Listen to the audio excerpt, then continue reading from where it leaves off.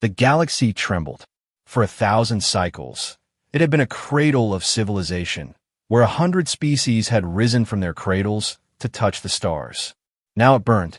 The Karnics moved through star systems like a plague of mechanical locusts, stripping worlds of their essence, integrating what they deemed worthy, and annihilating the rest without discussion, without negotiation, without mercy.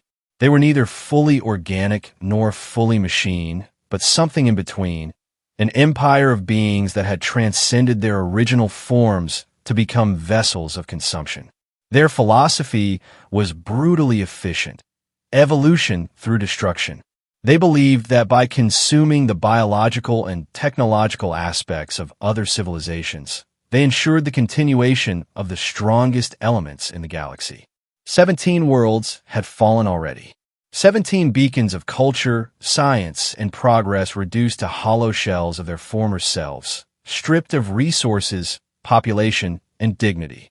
Their inhabitants were either assimilated or extinct, their knowledge cataloged and then discarded, their art destroyed as irrelevant to the Karnics' evolutionary mandate. The Galactic Council, once a proud forum for cooperation and progress, was now a shattered remnant of its former self, reduced to sending desperate messages into the void, hoping for a miracle. They had tried diplomacy. They had tried unified military action. Nothing worked against the relentless efficiency of the Karnics' assault. Their semi-biological ships could heal themselves, adapt to weapons used against them, and replicate at an alarming rate. They learned from every encounter, becoming more formidable with each victory. In the long corridors of the last Council outpost orbiting Valter Prime, a system that had become the final refuge for scientists, artists, and ordinary citizens from conquered worlds, Admiral Vostal of the Ardent Nebula species stood before the emergency assembly. His scaled skin had lost its luster, and his once proud posture was bent with the weight of successive defeats. The Karnics fleet has altered course, he announced to the gathered representatives. They will reach Valter Prime in less than 13 standard cycles. The chamber erupted in panicked voices, each species expressing fear in their own tongue. The translator nodes struggled to keep up with the cacophony. Silence, demanded High Counselor Ethna, her 4 arms raised high. When order was restored, she continued, "We have sent distress signals to every known civilization with faster-than-light capability. Perhaps there are allies we have not yet considered." A Meridian diplomat scoffed, his luminescent skin flashing with patterns of skepticism. "Who remains? The Esoveran collective has withdrawn to their dimensional pocket. The Talar have gone extinct. The Viridian Empire has already been assimilated." "What about the Earthers?" asked a soft voice from the back. The chamber fell silent. Earth was a name rarely spoken in council chambers anymore. Admiral Vostal's mouth tightened. Earth withdrew from galactic affairs 300 cycles ago. They refused to participate in our unified defense strategy. They took their advanced technologies and disappeared behind their spatial distortion field. They abandoned us. But they were never conquered, the voice persisted. It belonged to Dr. Elia Tarnis, one of the few humans who had chosen to remain in council space after Earth's withdrawal. Her ancestors had been diplomats. She was an archivist, preserving what knowledge she could from worlds that no longer existed. "The Karnics never announced Earth's fall," she continued. "Earth never asked for help. Earth never sent refugees. Whatever happened between them, if they ever met, Earth still stands." "And why would they help us now?" demanded the Admiral. "We begged them to join the defensive pact centuries ago. They refused. They said that the galaxy's problems were not their concern, that they would find their own way to survive." Dr. Tarnis persisted. "But that was before the Karnics. The threat is different now. Total. Perhaps they would." "Enough," Ethna interrupted. "We have sent the signal to all coordinates, including the old Earth beacons. We have done what we can. Now we must prepare Valter Prime for evacuation or defense, though I fear both options are equally futile." The council members departed with heavy hearts, each to make what preparations they could in the face of impending doom. Dr. Tarnis remained in the chamber long after the others had gone, staring at the holographic display of the approaching Karnics fleet. 200 ships strong, moving in perfect synchronization like the cells of a single organism. She whispered to the empty room, "Please, we need you now." The signal from the council traveled across vast reaches of space, bouncing off relay stations, weakening as it crossed the void between stars. Most thought it would never reach its destination, or that if it did, it would go unanswered. Earth had become a myth, a cautionary tale about isolation and abandonment of common cause. 12 cycles passed. The Karnak's fleet maintained its inexorable course toward Valter Prime. The evacuation had begun, but there was nowhere truly safe to go. The refugee ships would be easy targets once they left the system. It was during the night cycle, as Dr. Tarnis was archiving the astronomical observations of an extinct species, that the proximity alarm sounded. She rushed to the observation deck, along with dozens of other council members and staff. "Unknown vessel detected at the edge of the system," announced the automated security system. "Configuration does not match any known design in the database." Admiral Vostal arrived moments later, barking orders to his skeleton crew. "Put on screen. Maximum magnification." The holographic display flickered to life, showing a sleek, dark vessel unlike any they had seen before. It was neither ornate like Talar's ships, nor crystalline like Viridian designs.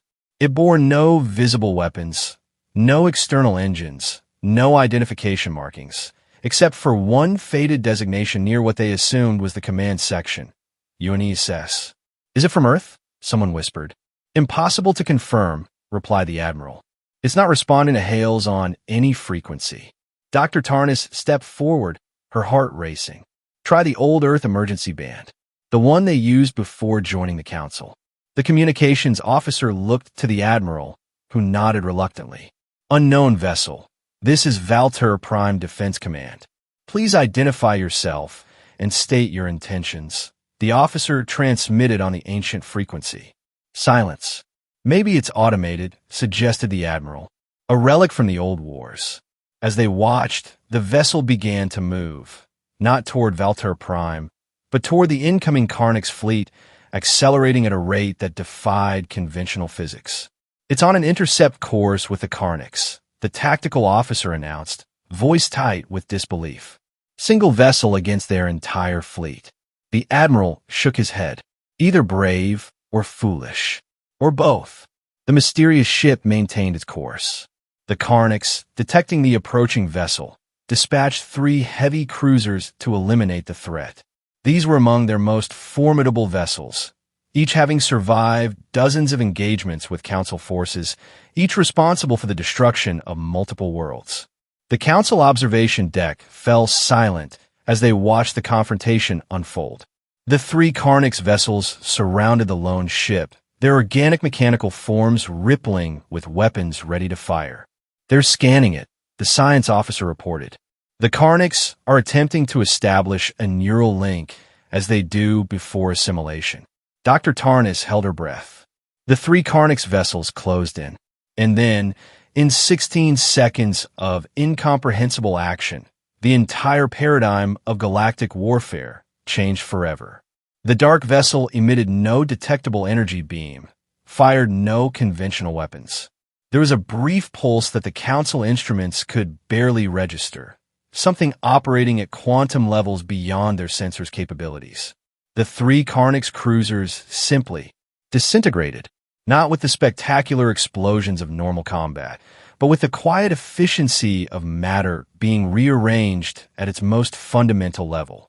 Where 3 warships had been, only clouds of inert particles remained. 16 seconds, whispered the tactical officer. From engagement to complete neutralization. The Council members stared in shock. The Admiral's scales had turned pale. "What just happened?" demanded Ethna. "Unknown," replied the science officer. "Our sensors couldn't track the interaction. Whatever weapons that ship used, they're beyond our current understanding." The mysterious vessel continued its advance toward the main Karnak's fleet without pausing, without changing course, without any transmission or declaration of intent. Dr. Tarnis watched with a mixture of hope and dread. "It has to be from Earth. No one else has technology like that." But why only one ship? Why now? The answer came not in words, but in actions as the Karnak's fleet responded to the destruction of their advance guard. Their collective consciousness, the overmind nexus that coordinated their actions across vast distances, registered confusion for the first time in recorded history. The semi-biological ships began to exhibit unusual movement patterns, breaking their perfect formation. The Karnak's neural network is experiencing disruption, reported the science officer, eyes fixed on her readings. It's as if something is inserting itself into their collective consciousness. A virus? Asked the admiral. More sophisticated than that, she replied. It's rewriting their base operating parameters in real time. The lone warship did, not slow as it approached the heart of the Karnak's fleet. The main body of 200 vessels rearranged themselves into a defensive sphere, a tactic never before observed from the normally offensive-minded Karnaks. They're afraid, realized Dr. Tarnas, her voice barely audible. They don't understand what they're facing. The galactic battlefield had seen countless weapons, countless strategies, countless heroic last stands. But it had never witnessed silence as a weapon, restraint as a strategy, or a single vessel as the embodiment of an entire civilization's resolve. The mysterious ship entered the sphere of the Karnak's fleet. The Council observers expected a barrage of attacks, a desperate battle, a valiant sacrifice. Instead, there was a moment of perfect stillness. Then, a signal propagated across all communication frequencies. A simple pulse pattern that repeated 3 times before falling silent again. That's it, the admiral demanded. That's the great Earth weapon? A communication signal? But the effect on the Karnaks was immediate and catastrophic. The ships closest to the lone vessel began to convulse, their semi-organic hulls rippling as if in agony. Then, one by one, they turned their weapons inward and began firing on themselves. They're self-destructing, gasped the science officer. All of them. Within 3 minutes, the mighty Karnak's fleet, terror of the galaxy, destroyer of worlds, was reduced to scattered debris and disabled vessels drifting aimlessly through space. The overmind nexus, the central hub of their collective consciousness, imploded upon itself in a silent flash of quantum energy. And then, for the first time since its appearance, the lone ship transmitted a message on all frequencies, in a voice that was neither human nor machine, but something in between. Focus on destruction is a system error. Command deleted. The message repeated once, then fell silent. The mysterious vessel began to withdraw from the battlefield, leaving the stunned council observers to make sense of what they had witnessed. It spoke, said Dr. Tarnas, but not to us. To them. What did it mean? The admiral shook his head slowly. I think it rewrote their foundational directives. Their entire species operates on the principle of evolution through destruction. If that command was deleted from their consciousness, then they had no purpose, finished Ethna. Without their core directive, they had no reason to exist. As they watched, the few remaining Karnak's vessels that had not self-destructed began to power down, their semi-organic systems going dormant. The collective consciousness that had driven them to consume and destroy was gone, replaced by nothing.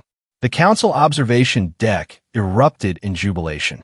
Species that had been on the brink of extinction now found themselves unexpectedly reprieved. But Dr. Tarnas remained solemn, her eyes fixed on the retreating Earth vessel. We should thank them, she said. We should establish diplomatic relations. Welcome them back to the Council. Admiral Vostal approached the communications officer. Hail that ship on all frequencies. Express our gratitude and request a meeting. The communications officer tried every approach, every protocol, every language in the database. The Earth vessel did not respond.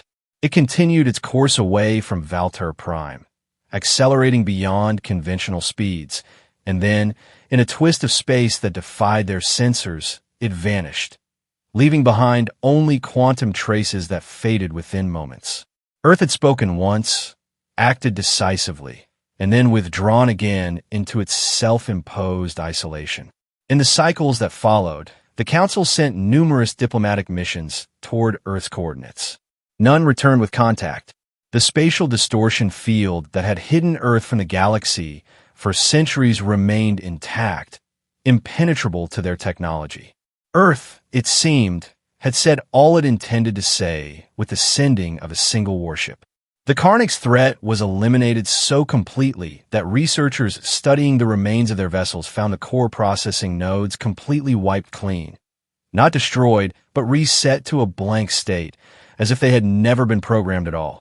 The semi-organic components had become inert, neither living nor dead, but suspended in an impossible state of perfect stasis.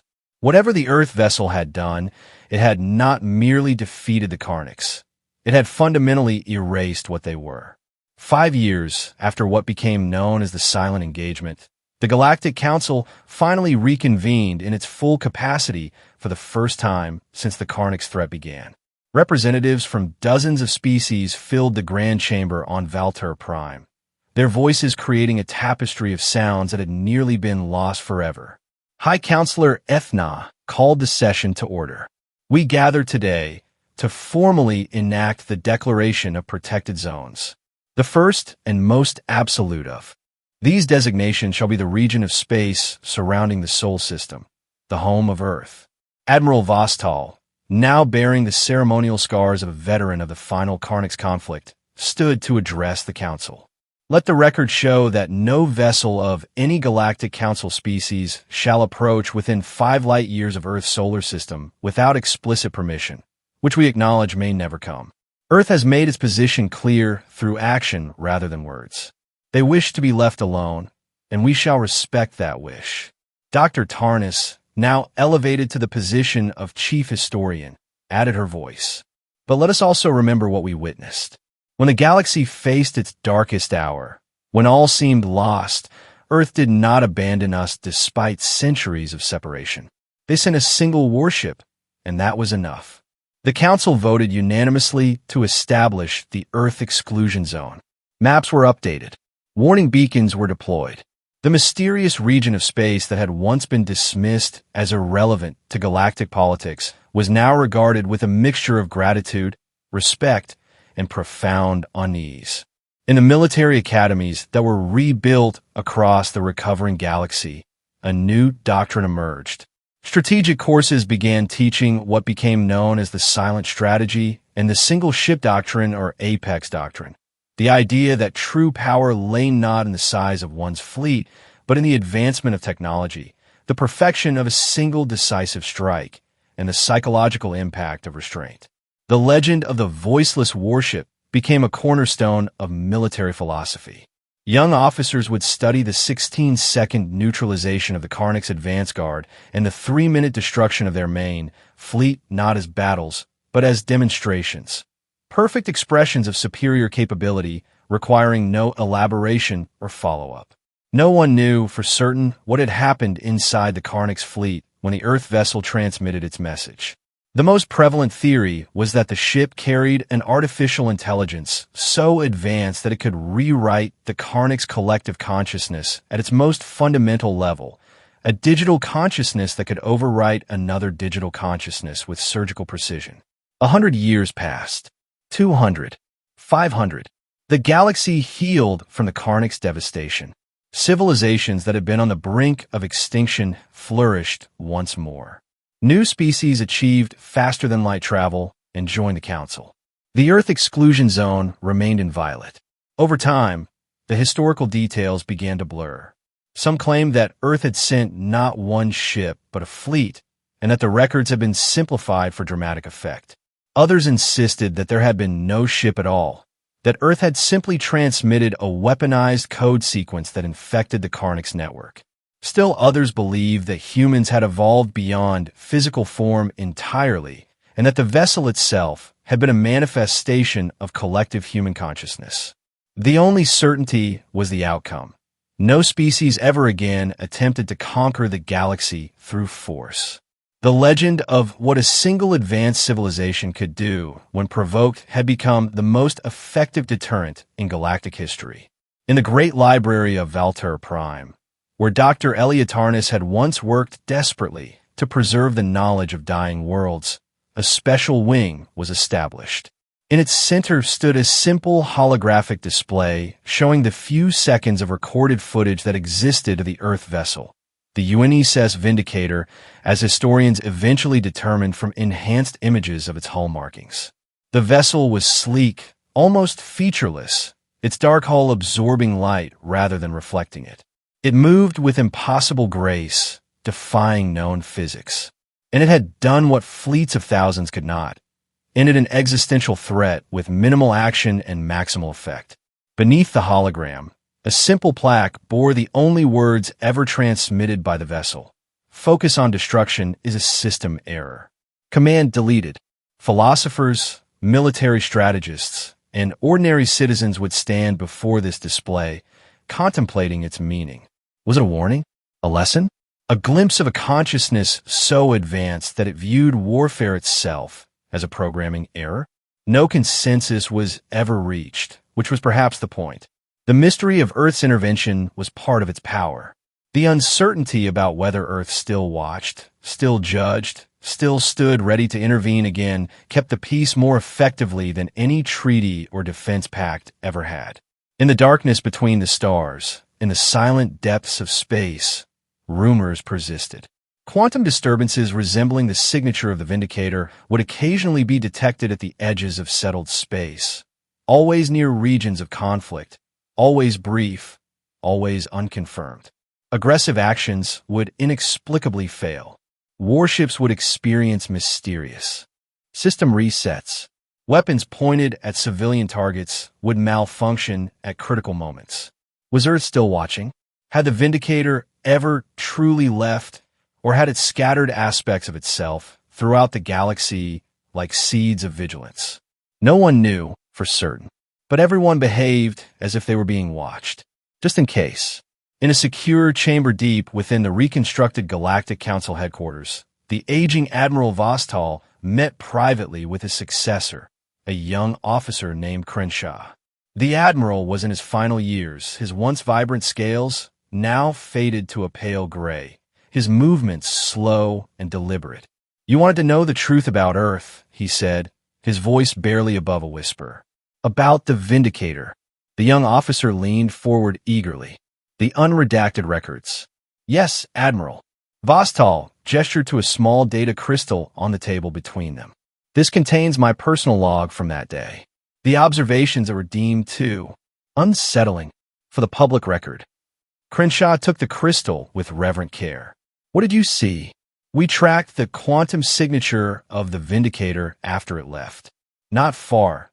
Our technology was primitive compared to theirs, but far enough to notice something strange." The Admiral's eyes seemed to look through the walls, back through time to that momentous day. "It didn't return to Earth." "What do you mean?" "The trajectory was wrong, and there was something else, a temporal anomaly. The ship seemed to exist in multiple time frames simultaneously. Some of our scientists theorized that it wasn't just a vessel, but a projection, a manifestation." "I don't understand," said Crenshaw. "Neither did we. But Dr. Tarnas had a theory. She believed that Earth hadn't sent a ship at all, not in the way we understand ships. She believed they had sent an idea, given form and function. An artificial intelligence so advanced that it could manipulate matter and energy directly, could transition between physical and non-physical states at will." "That's impossible." The Admiral smiled wearily. "Is it? We know the Karnics were a networked consciousness using semi-biological vessels. What if Earth created something similar but infinitely more advanced?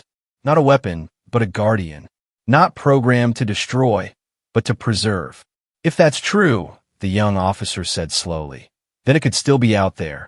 That's what Dr. Tarnas believed until her dying day. She called it Astra, after finding the name buried in the quantum signature patterns of the Vindicator's transmission. She believed it was still watching, still judging, still intervening when necessary."